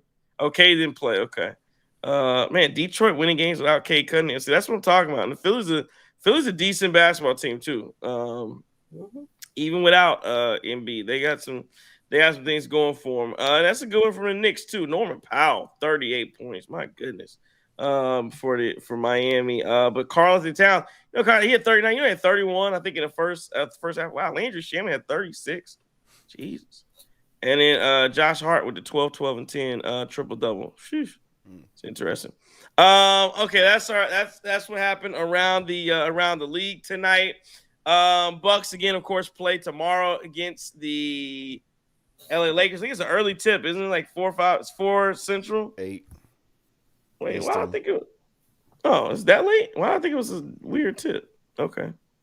You had the fighting Byron Lundy's go down to Texas Tech, number 11 team in the nation, and they lost by, I think, 11 or 12. It was a good showing for the Milwaukee Panthers. They had a lead in the halfway through the first half, so getting better off that Indiana game. Those Indiana Hoosiers might be real serious, Chris King. They might be real serious, man. Yep. What them Doug Gottlieb's doing? Trash. Oh, they won a game? Did they?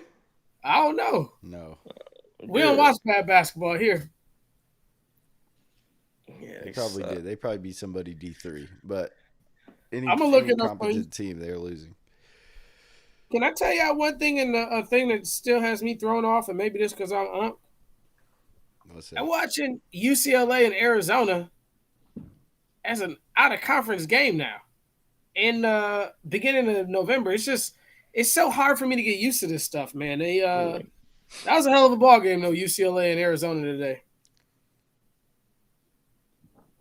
Trying to think. You saw Pat Bev got arrested today for assault of a family member. It looked like, sound like. Yo, did you see what he posted though? Yeah, didn't he say something like it was? It was like his some little sister was with some 18-year-old. How old is his little sister? How old is his sister? It said that she's a minor. So how? Okay, but here's my question. Here's my question. She could be 17.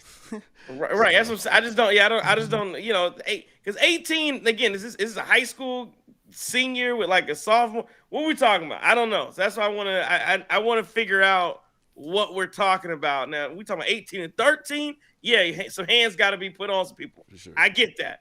We talk. Yeah, but before I go down the line of whether Pat Bev might have been justified, and I know he does some unjustified things. Like you stand in the crowd talking, he might throw a ball at your face for no reason because he lost the game.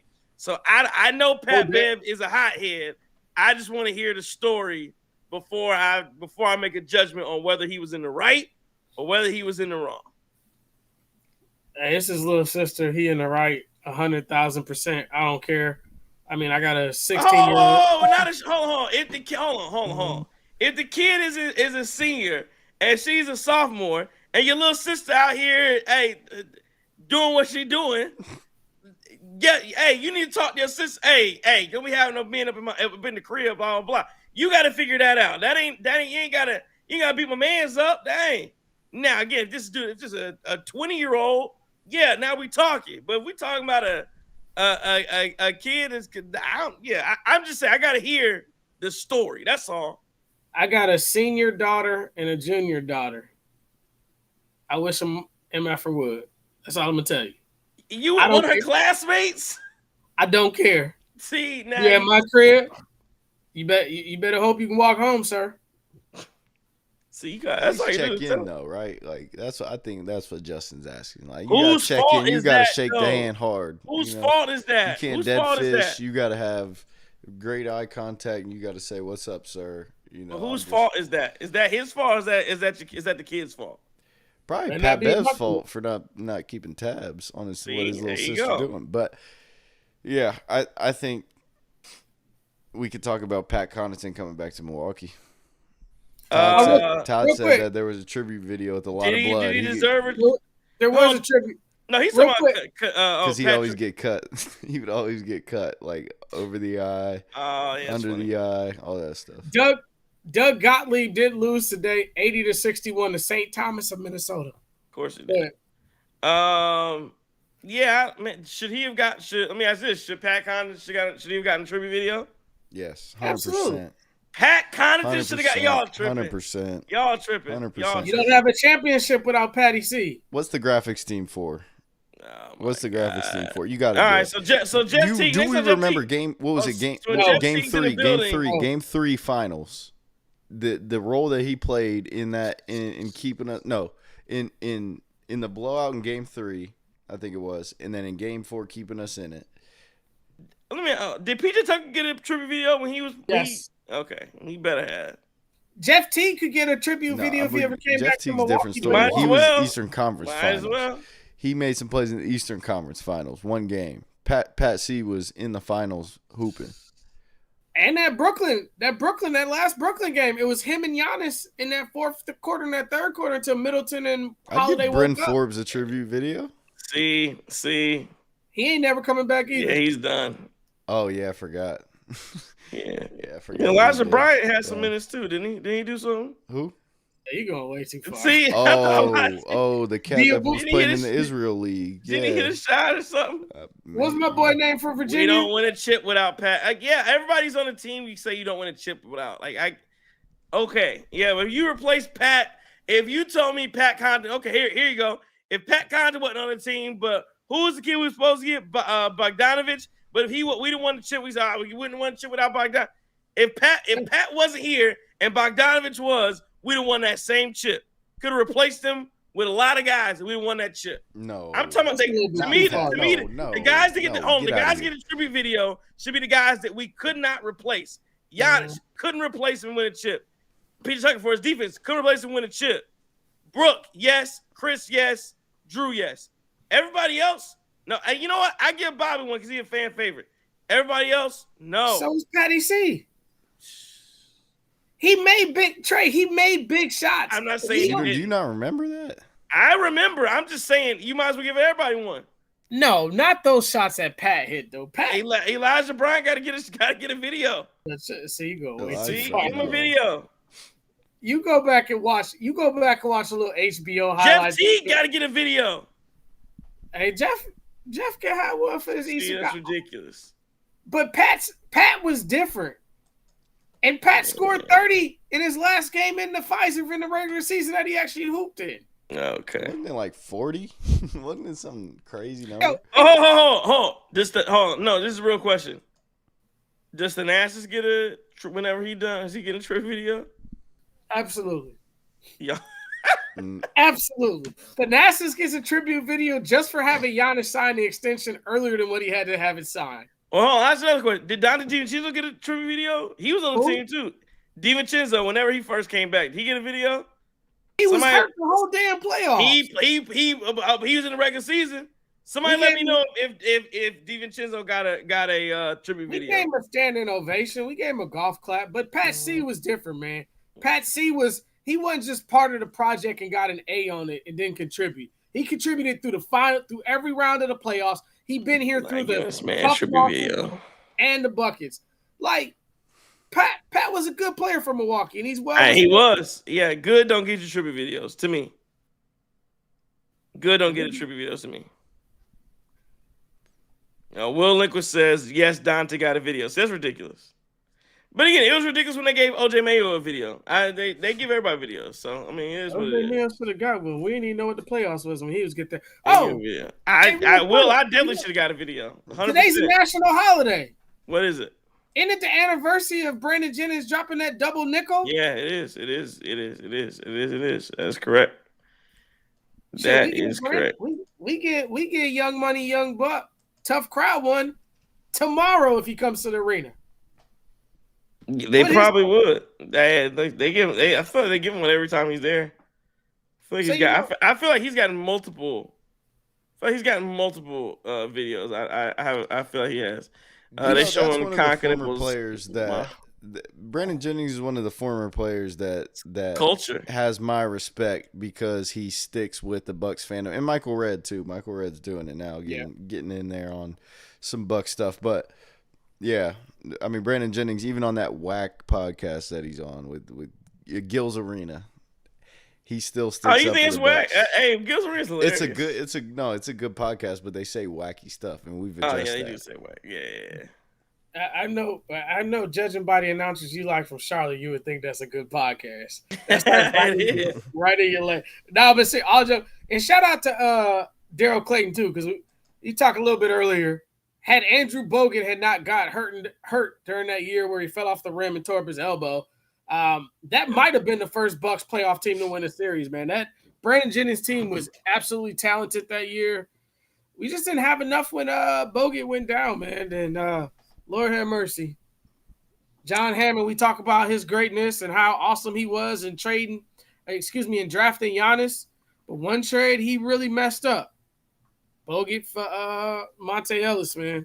Yeah. What if we got Steph Curry? We could have had Steph. Oh my gosh. Last thing I have, and then we'll open up anything else is I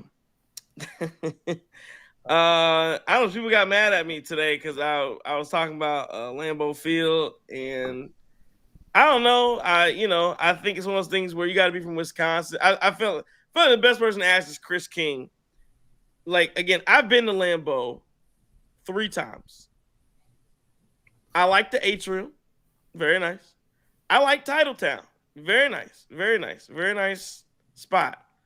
The reason those places are nice is because they look like they were built in 2025. They look like they look modern. The issue with Lambeau is once you get past, and again, everybody say it, it's so great. That's groupthink. Once you get past the mystique of Lambeau and like, these are Bart Starr and Lombardi time. What's my man's name? Curly Lambeau? No. You know what I'm talking about, the coach. Vince Lombardi. Lombardi. Yeah. So, I said it right the first time. Yeah, once you get past, like, you got to set the clocks 15 minutes in advance. Cool. The stadium itself, bleachers, like we had. That's the same thing. Wrigley Field, ass. Wrigley Field is ass. And you can talk about how it's just like it. I don't want to live in the 1930s. I think I'm cool off the 1930s. I'm cool off a stadium with bleachers in it, dog. So again, I'm not saying don't just have the mystique and all that, cool.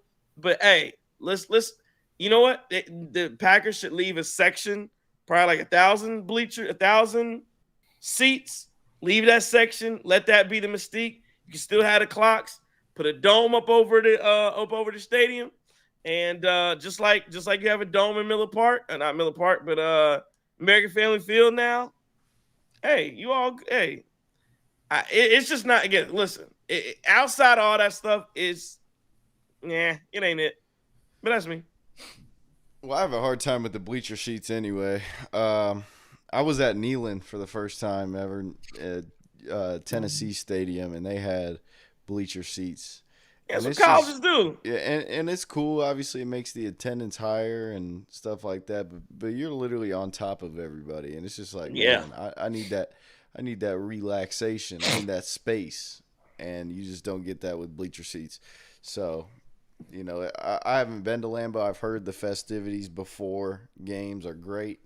All that stuff, tailgating, all that stuff. So I'm not going to knock it too much. I haven't been there, but I mean, if you're talking about bleacher seats, that just makes your cheeks itch.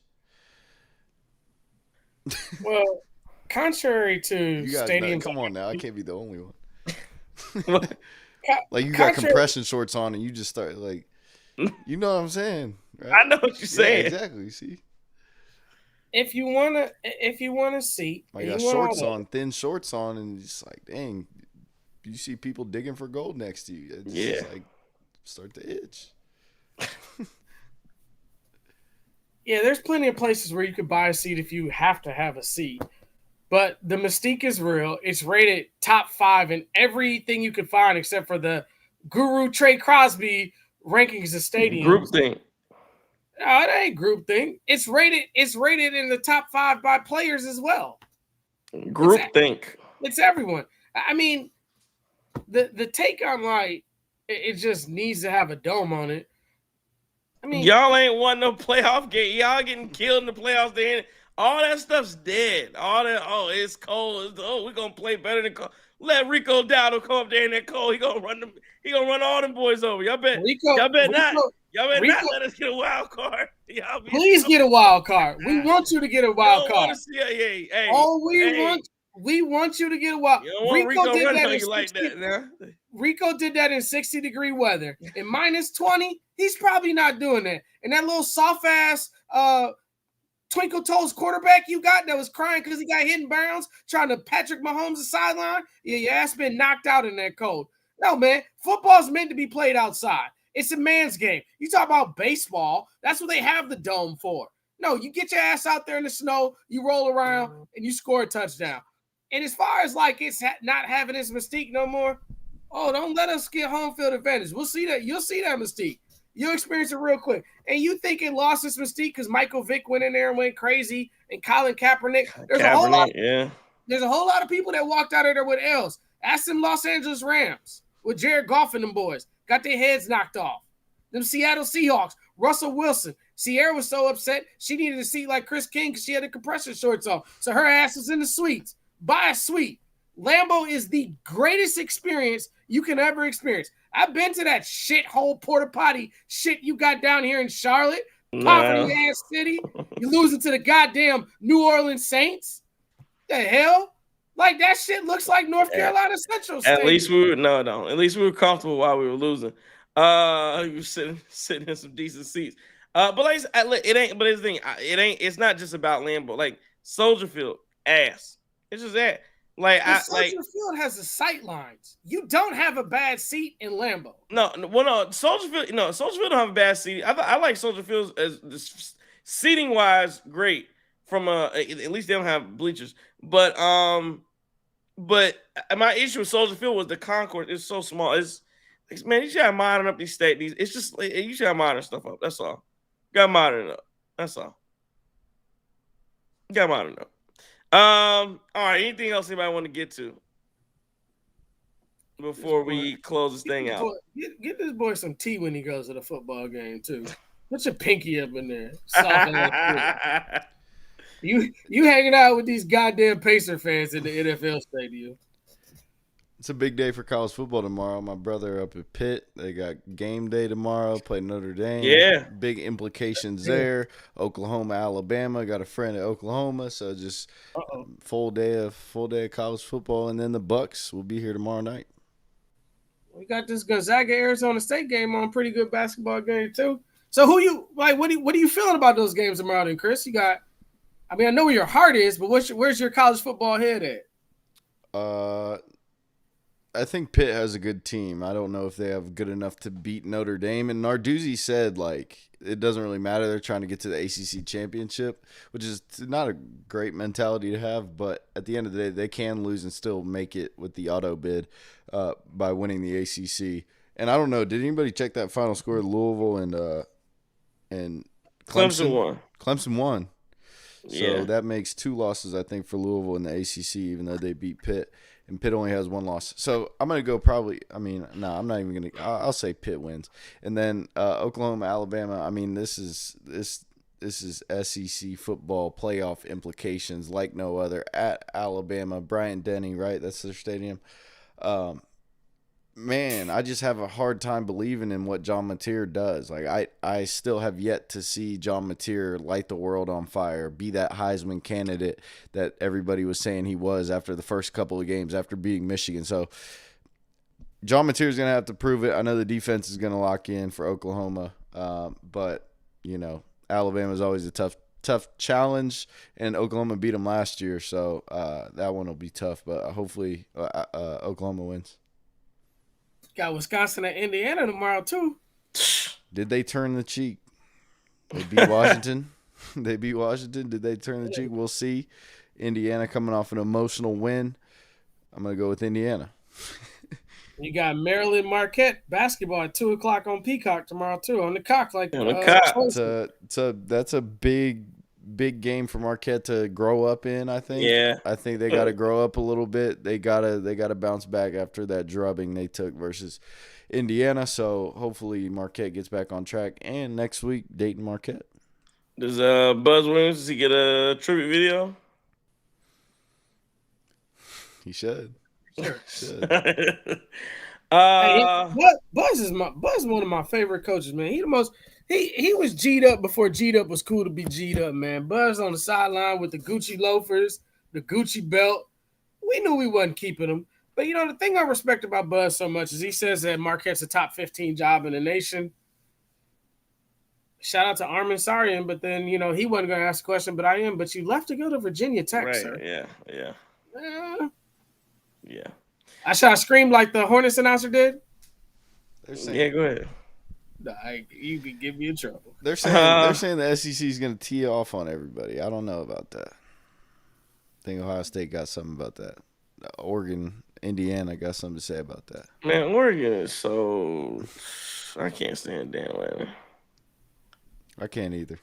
I don't like him. Wisconsin knock off Indiana tomorrow. Don't hold you, bro.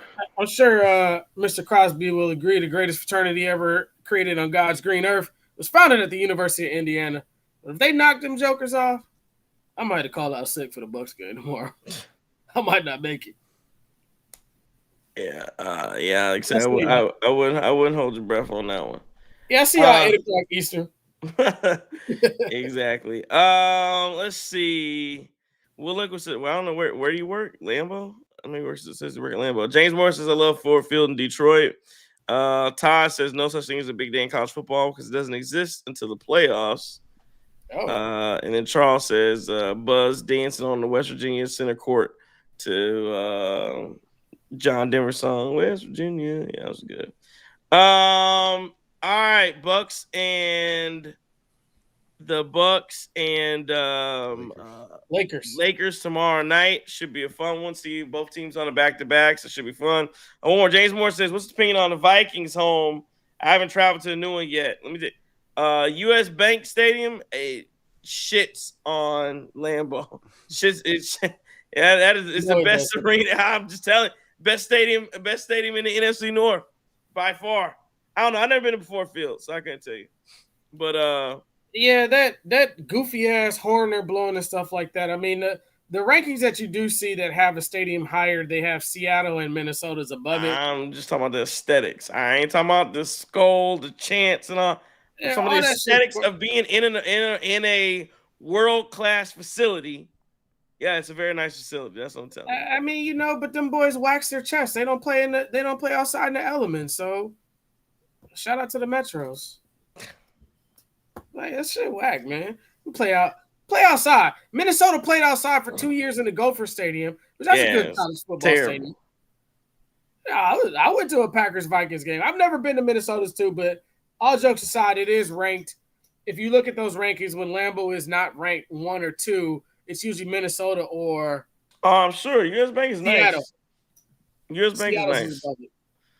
Yeah, U.S. Bank is real nice. I haven't been to Seattle, but yeah, U.S. Bank is real nice. That's a real nice spot. All right, let's call it there, fellas. Bucks win tonight.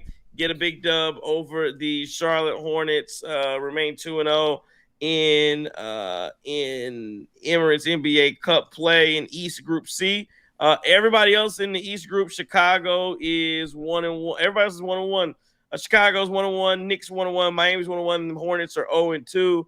Bucks are plus 16 right now on the differential.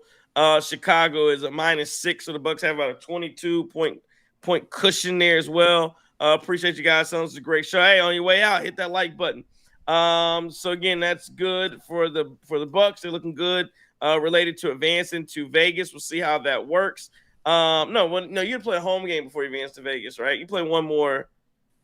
Yeah, I think there's another one before you get to Vegas. But all right.